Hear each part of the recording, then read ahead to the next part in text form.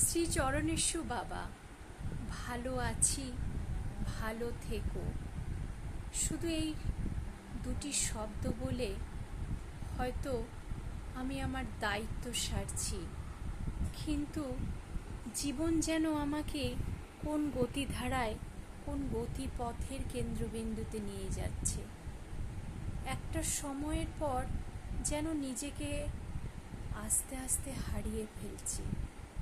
তুমি বলছিলে ফোনে মার প্রচণ্ড শরীর খারাপ, সে আমাকে দেখতে চায়, কিন্তু বিশ্বাস করো বাবা, এখন এই মুহূর্তে আমি হয়তো তার সামনে গিয়ে দাঁড়িয়ে থাকার মতন পরিস্থিতিতে নেই, হয়তো যেতেই পারবো না।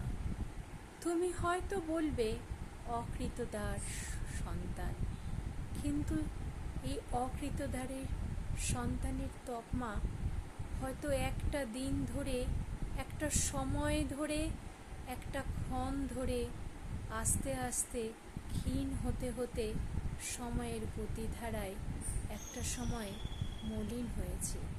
চিন্তা করে দেখো তো বাবা, যখন আমি পরীক্ষার রেজাল্ট খারাপ করতাম বা পরীক্ষার ফল আশানুরূপ হতো না, তুমি আর মা কি বলতে? ওই তো অফিসের কেরানি হয়ে বাঁচবে, আর কি হবে জীবনে, পড়াশোনার তো ওই ছিঁড়ি। বুকে কথাগুলো বাজত খুব।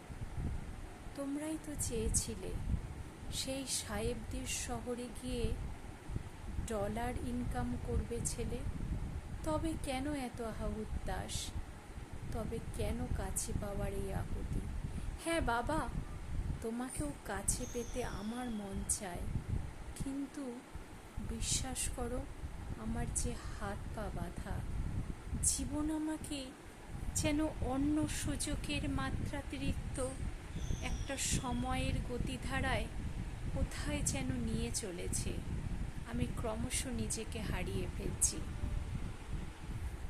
আমার স্বপ্নগুলো ক্রমশ অধরা হয়ে যাচ্ছে, আস্তে আস্তে আমি ক্রমশ নিঃশেষ হচ্ছি। ফিরতে চাইছি আমি তোমাদেরই কাছেও, কিন্তু সময়ের ক্ষণ, সময়ের গতিধারায় আমি আজ রুদ্ধ। গতিশীলময়তায় এই শহরে নিজেকে আটকেছে আমার জীবনের গতিধারা।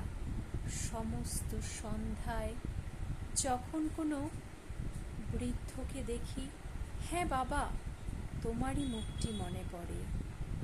কোনো শয্যায় যখন শুয়ে থাকি, তখন সেই মায়ের আর্তনাদ, মায়ের করুণ মুখটাই আমাকে বারবার যেন হৃদয়কে বিদীর্ণ করে যায়। তবুও যে আমাদের হাত পা বাঁধা, আমরা অকৃততার সন্তান হয়েই বেঁচে থাকি। বিদেশের মাটিতে পা আঁকড়ে যেন আর জীবনকে অন্য মাত্রায় দেখতে চাই না, হারিয়ে ফেলেছি জীবনে অনেক স্রোত নিরসিত এক জীবনের সন্ধ্যায় যখন নিজেকে আবিষ্কার করি, সম্পূর্ণ যেন নিঃসৃষ্ট।